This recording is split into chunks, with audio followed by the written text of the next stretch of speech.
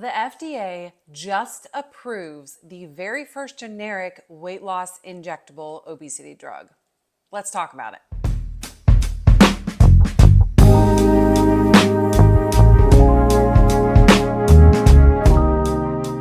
Hey guys, welcome back to the channel for another video today. I know it is Friday and I do not typically post videos on Friday. However, I wanted to get this out to you guys because I think that this could potentially be really big for our community. So I'm actually sitting here doing research for other videos for next week. I got my laptop, I got all my notebooks, I'm doing the thing. But I was using ChatGPT to help me word something, and an article, sometimes when you type something into ChatGPT, it'll present you with articles that it thinks you might be interested in based on what you're asking it to do.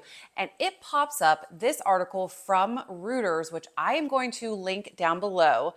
And the headline is, US FDA approves Teva Pharmaceuticals generic obesity drugs. So you know your girl is clicking on that.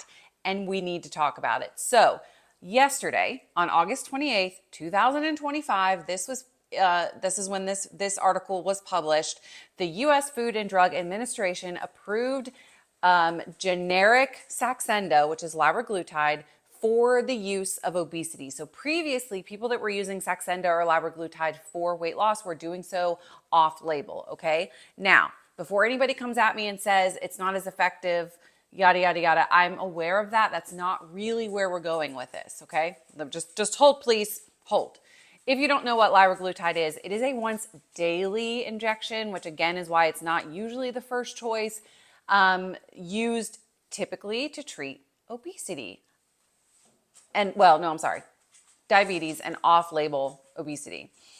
Now, you can go to your pharmacy, to your doctor, get a prescription for generic Saxenda, which is liraglutide, for the treatment of obesity. And you can do so if you are an adult or, another big thing here, or an adolescent aged 12 to 17. So that is just the second drug, obesity medication, that has been approved for use in adolescents. Wegovy is the other one. So this gives another option, again, a once daily injection. Kind of sucks, but again, that's not where we're going with all of this. So how much does generic liraglutide cost? Okay, so Saxenda itself, the branded medication, costs very similarly to tirzepatide or Wegovy. It is $1,349 per month is the average cost. Generic liraglutide, and they do have discount cards and stuff, which brings it down comparatively to where tirzepatide and Wegovy are with the discount cards that they offer. But if you get generic in bulk, which is 3 pens, and each pen is, from what I can gather, a month's worth of medicine. So you can, nope, yes.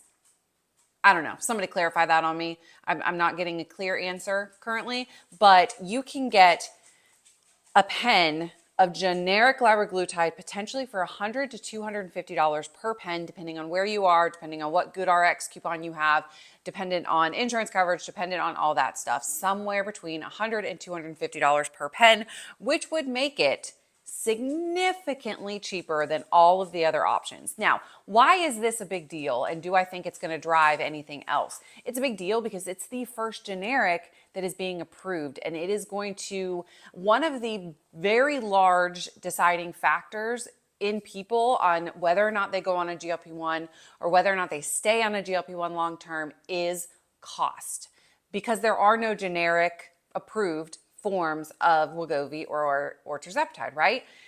Now we have this other option that might not be as effective, but it's a heck of a lot cheaper.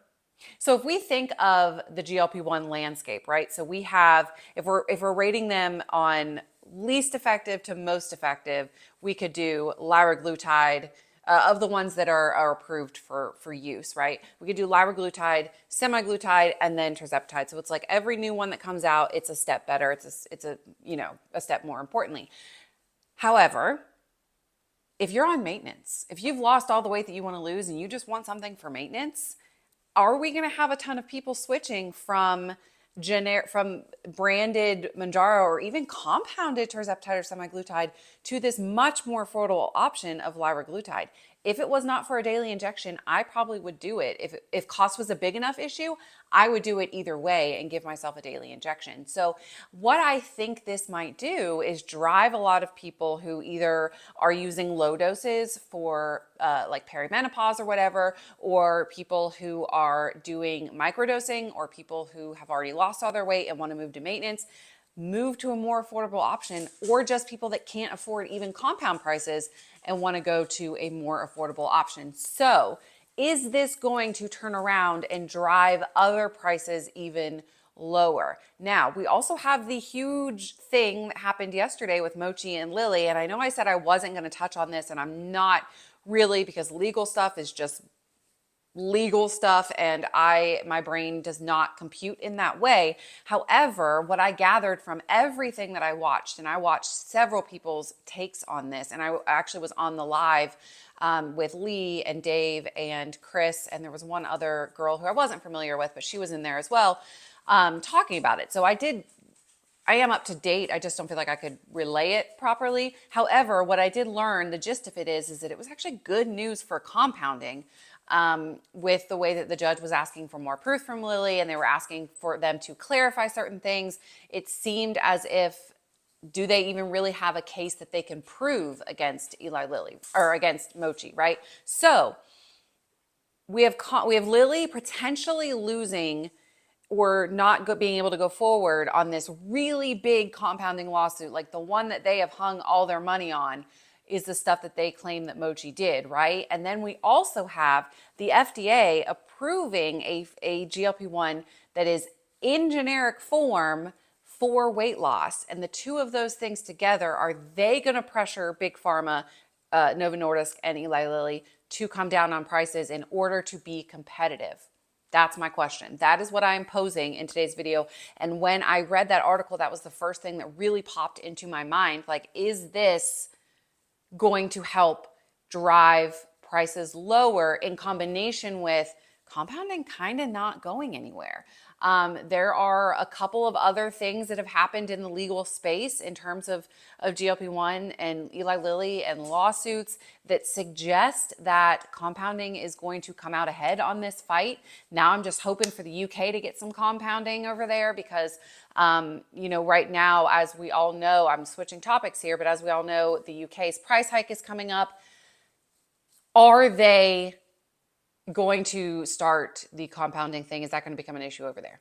I don't know. I'm just speaking out of my forefront here, but I think trending wise, with a generic form now available, with compounding probably not going anywhere because they're not even able to prove to a judge, that they have a strong enough case against Mochi,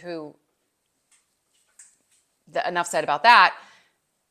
Are we going to see prices lower? I want to know what you think. I wanted to open the conversation on this today.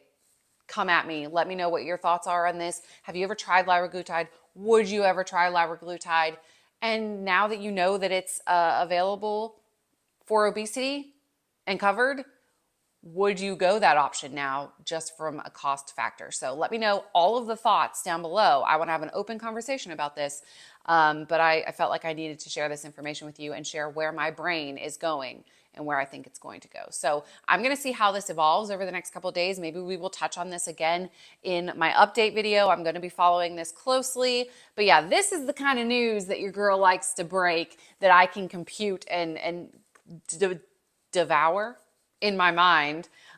In legal jargon is not it. So let's have a discussion about this. What do you think?